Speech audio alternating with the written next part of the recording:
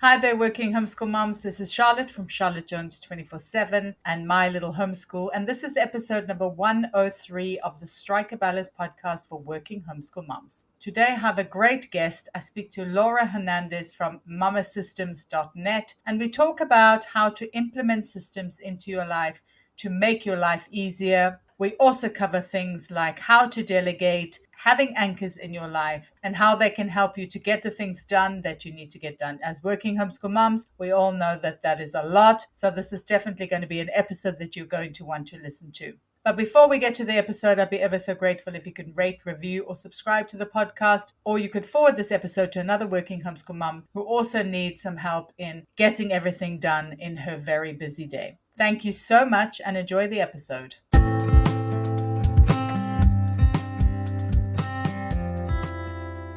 Hi there, and welcome to the Strike a Balance podcast for Working Homeschool Moms. This is Charlotte Jones. I'm your host, and I am a podcaster, a speaker, a writer, and a homeschooling coach, specifically for working homeschool moms.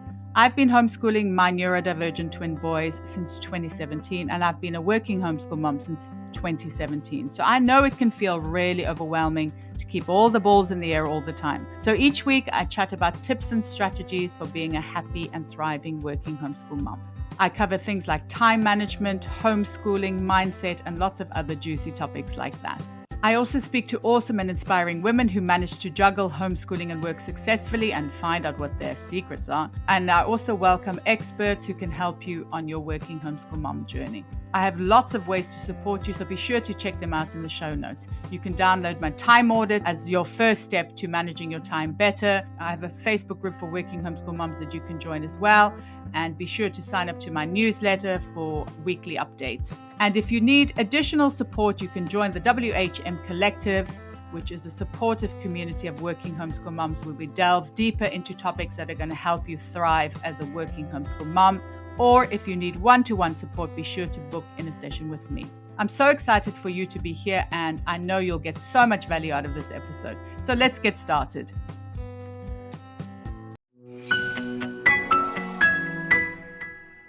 Working homeschool mom, I know how overwhelming it can be to choose a math curriculum for your homeschool. That's why I'd like to tell you about the online math curriculum we've been using for years, ctcmath.com. As far as math curriculums go, it has loads of great features that solve lots of the math issues we've had, and I know a lot of homeschooling families have. Here are just a few of the many features that we really like. Questions are adaptive, which means the interactive questions change in difficulty depending on the student's ability. The program uses a smart algorithm that tracks the student's progress and delivers questions based on their exact needs. The student doesn't even know this is happening, helping them to build confidence and master math concepts. Concepts are delivered through video tutorials and summaries which are clear, complete, and easy to follow. It's like having your very own teacher. This ensures your children understand something before they're asked to practice it. And then for us parents, CTC Math has extensive reports which are so valuable in monitoring your child's progress and spotting any gaps.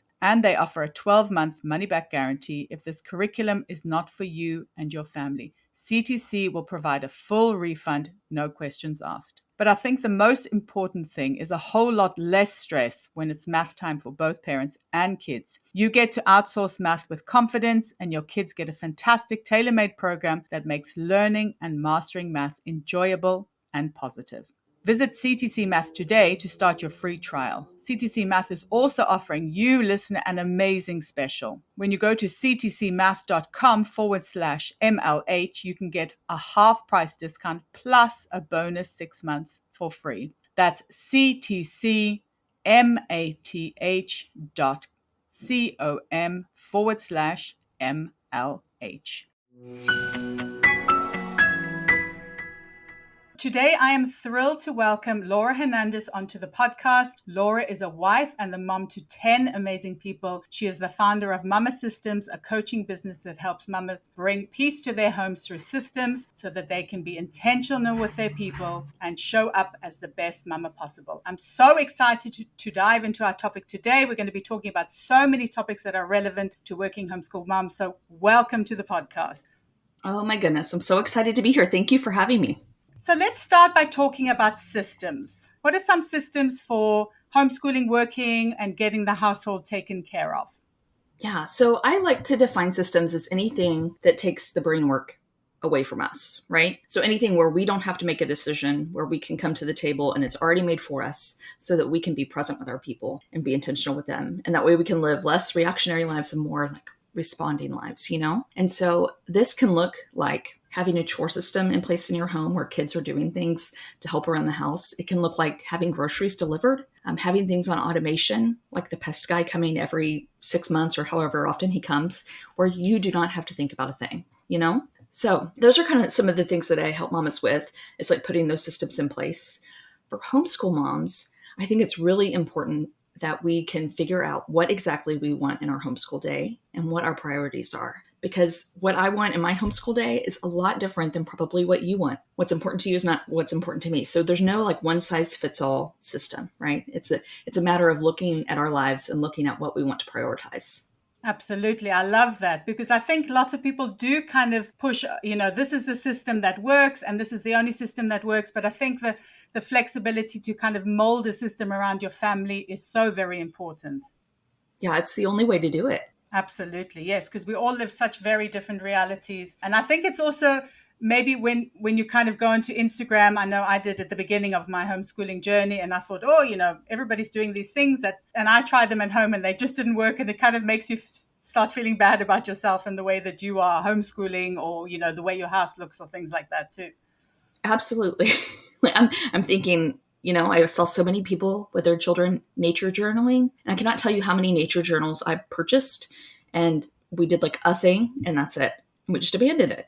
And in an ideal world, if I could have things like lovely and wonderful where the weather's always nice and we're outside journaling, I think that sounds idealistic, but it's not really our reality. And it's not how my kids drive. And so really taking in their personalities, what my gifts are, what I want to prioritize, and kind of like whittling out the rest, I think is really important. Because when we can get clear on our yeses, then it's easier with our nos, Absolutely. My kids refuse to do arts and crafts. So that is that is the thing that always used to make me feel bad. My kids do not want to do anything with paint.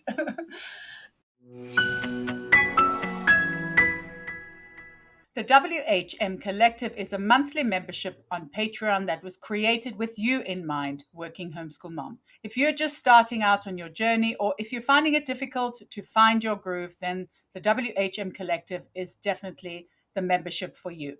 Each month, we delve into topics that are going to help you thrive as a working homeschool mom, such as homeschooling, schedules, time management, and lots of other juicy topics.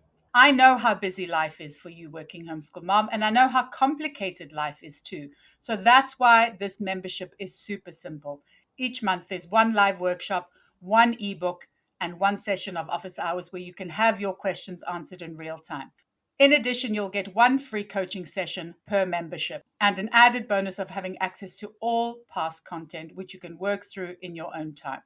So if you're feeling like you need some additional support as a working homeschool mom, then I really hope that you will consider joining the WHM Collective, because I know that it will help you so much to find clarity and to move forward in your working homeschool mom life. All right. So I know that you talk about anchors in your day. So what does this actually mean? What is an anchor? Yeah, I think that it's important for us as mamas because there's so much going on. I mean, not only with just being a mom, but then you add homeschooling in and you're in charge of education and curriculum and all the things, right? But then on top of that, you're working and you have work schedules and calls and meetings. All of those things combined are so heavy. Like it's just like layers on top of yourself. And so I think it's important to kind of create space in your day to check in with yourself and to check in with your people. And so some ways that we do this in our house, and this again could look completely different for you, but some ways we do this in our house is kind of our morning routine where everybody gets up and gets ready and eats breakfast. And then we have a set time where we meet on the couch. And we're not like legalistic about this where it's like, oh, it's 9:00. We need to chop. Everyone needs to be on the couch right now. But it's kind of a guideline of like, okay, you know what? It's looking about 9:00. So we need to kind of get things moving here and we can kind of move towards that intention that we've set for the day. And so we all gather on the couches and kind of check in with each other. And we are people of faith. And so we have a little devotional that we do in the morning and just really the things that everyone can learn from and glean from. Like reading aloud a story or doing some grammar together. Those are the things we do during that time. That's when we gather together. And then from there, everybody has their checklist and we really try to promote independence, right? So they go and do that. But creating that one anchor along with our lunch anchor, which, everybody has to eat. I feel like putting it around meals is kind of the ideal way to go because I've never had a child not want to eat. I mean, they just love to eat. So Homeschooling kids, especially. yes, I all think. the time. Yeah. So if we can gather around the table and put some intention behind that as well, we do something called table time in our house. And so everyone comes together for lunch and we go through different things. So we have scientists that we learn about and different, again, just pillars of our faith and like what we believe. Those are the things that we kind of put in there in our day. So I feel like there's always something there. Like, I would love to do that with my kids, but when am I going to have time? Because really math is more important than learning about scientists or, different definitions of something, right? And so you could just tack those on to your meal times and add them in. Be intentional with how you show up to that. So having like a basket or a book on the table already. So that way it reminds you that you need to be doing that at lunchtime. And then the final anchor of our day is our dinner time. I know that that's crazy, but again, everyone loves to eat. And so just coming together and kind of recapping our days and figuring out what our highs and lows were. We always do highs and lows, and then we talk about our feelings. And that's another thing that I've really wanted to teach and train my kids in is how they're feeling and kind of their emotional IQ. And so this is a really great time to be able to talk through those things. And because we have such a large family, everybody gets a turn to talk and everybody gets a turn to be heard by everyone else. And so that's kind of a beautiful way that we've kind of wrap up our day and can really put that intention in our dinner time. And I love the fact that it kind of involves everybody in the family, because I think sometimes, I guess as working homeschool mom, you are like doing this, doing that, doing this, doing that. But obviously there are other people in the family involved in the day and that also need, have needs and need to kind of feel heard and things like that. So how do you kind of build that team mentality in your home? What is a way to kind of build a team spirit for the family? Yeah, so I believe very strongly that a good way to do this is by working together. I feel like in any sport, any team, everybody has a job to do, right? And so making that very clear to our kids and to ourselves of what our jobs are and when we're going to do them. And so one of the things that we do in our home is we call them 5 o'clock jobs. It's very, very creative of us because it's at 5 o'clock. The alarms go off in the house, like on the Alexa reminds us, and on my phone and on my watch. So I have an alarm for that time. And this helps me so much because I have to go into the kitchen and start cooking dinner then. And otherwise I will get very distracted and maybe forget about feeding my people until it's like bedtime. And I'm like, oh shoot, I didn't feed everybody. So this just helps me stay on track with our bedtime routine and kind of keeping things in line to be able to follow through with the commitments that we've made in the evening time. So the 5 o'clock alarm goes off. I go into the kitchen, start prepping dinner. Meanwhile, all the kids, we turn off whatever devices are on, and all the kids have jobs that they're supposed to do. And so again, we've set really clear expectations on what we're doing and when we're doing it. The kids' jobs do not change because we want them to learn just to do something consistently and to show up. And they will learn eventually how to do all the things. But this just makes it super easy for us, for me, to know exactly what they're supposed to be doing, for them to know exactly what the expectation is. So there's no like arguing of, I did this last time, it's her turn now. We're not doing that. There's no time for that. And there's no time for you to be looking at a chore chart and trying to figure out who is doing what. But once you keep that consistent, you already know. You already know who's supposed to be doing what, who is supposed to be clearing out the table for dinner. So that makes it so helpful. And those 5 o'clock jobs are, we do 3 things. So if people need to prep for the next day for like co-op or anything like that, they do that during that time. Everybody has a job to do of like picking up around the house. And then everybody has a job that kind of helps prep dinner. And so that could be putting silverware on the table or getting drinks on the table, but just keeping those three things during that last little anchor of our day, I think is huge. That's such a good point, though, I think, is having kids to do the same thing over and over again. Sometimes I think we expect our kids to know how to do chores and things like that. But I mean, it's a skill that you have to learn. So I guess it's a good way for them to really practice, to really master it. And that's also, I guess, the joy of homeschooling is they have the opportunities to really actually get really good at a particular chore. Yes, I could not agree more. And I think that there's seasons where it's like summertime where, you know what?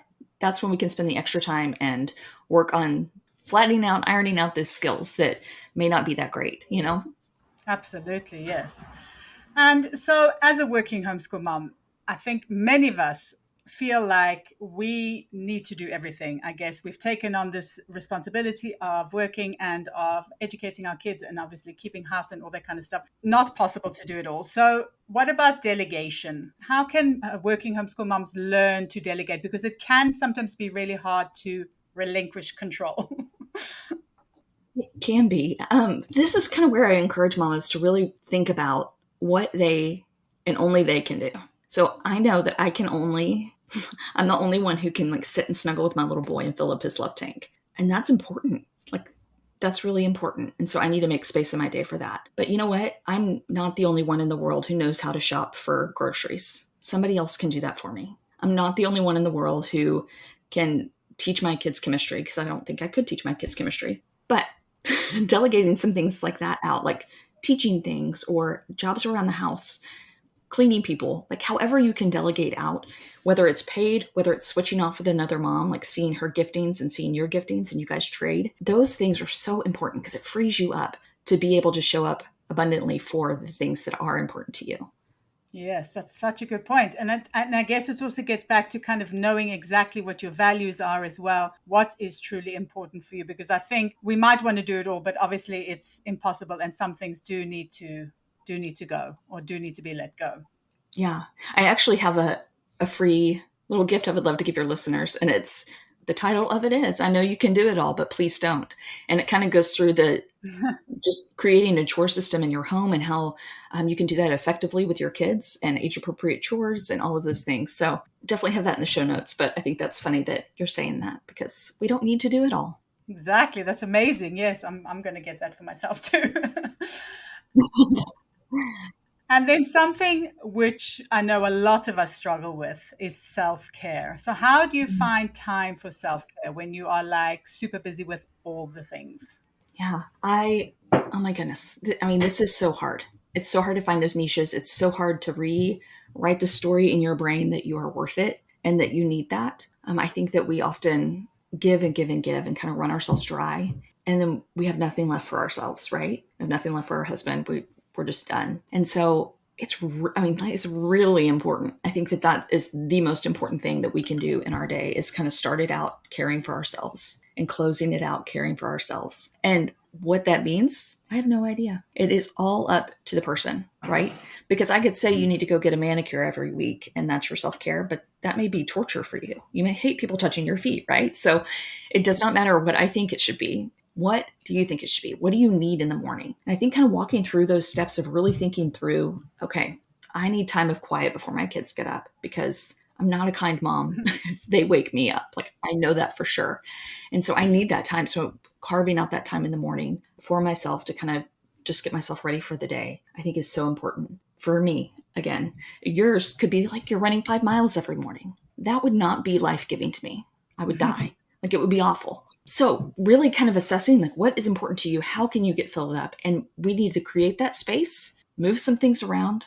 That needs to be top priority because when you're full and when you have given yourself that time and space to kind of rejuvenate, oh my goodness, you can be the best mama to your people because you are full and you can pour from a full cup and not an empty one. Absolutely. And my advice is also always to start really small because I think it can be uncomfortable at the beginning if you're not used to spending time on yourself. So I would say, start with 5 minutes and then you can kind of build on from there as you start feeling more comfortable. Yeah. And I also believe very strongly that we can just ask ourselves the simple question of what could I do differently tomorrow that would make this a little easier? So if you're all rushing out the door trying to get to co-op or wherever you're going and you're like, this was a disaster, take a hot second and think, what can I do differently next time to make this go a little smoother? And even things like that, just tweaking things along the way, that is self-care. Thinking about your future self and you entering into a situation again. Exactly. And I think like what you talk about kind of putting those systems into place as well. I mean, that's definitely going to lessen the mental load, which I think is a massive amount of self-care. Mm-hmm. I agree. All right. So before we finish off, maybe you can share with the listeners anything you're working on or maybe the best place where they can connect with you online. Yeah, so my website is mamasystems.net. And right now I'm working on getting a FASD clinic started in our area, and I'm really excited about it. Our 3 adopted buddies all have fetal alcohol spectrum disorder, and it's a very common disorder that we as people don't like to talk about because it's talking about alcohol in babies. And that's just a hard pill to swallow. But 1 in 20 kiddos have some form of FASD. And so I've just been working on trying to get the word out and educate people and educate adopted mamas and really help them get the resources that they need. And so I'm super excited about that. I also have not only a little chore chart for you, but I also have a self-care guide that will help kind of walk you through thinking about like, what will fill me up? How often do I need this? And how can I ask for support in this? And so it's very simple, very easy. You can start small with small requests, but it's a great little resource. So I'll have both of those down in the show notes. Absolutely. Those are going to be fantastic. And thank you so much for sharing such great tips for managing all the things we have to manage as working homeschool moms. I know my audience is going to find this such a valuable episode. And thank you for spending some of your time with us today. Oh my goodness. Thank you so much for having me. It was so fun. I really hope you enjoyed the episode. Please let me know what your greatest takeaway was. You can reach out to me on Instagram at charlottejones247 or on my website at mylittlehomeschool.com, or you could even drop me an email at hello@mylittlehomeschool.com. I'd be ever so grateful if you could rate, review, and subscribe to the podcast. It will help spread the news about being a working homeschool mom, and in that way we can build this wonderful supportive community together. Thank you so much for listening, and until next time, take care.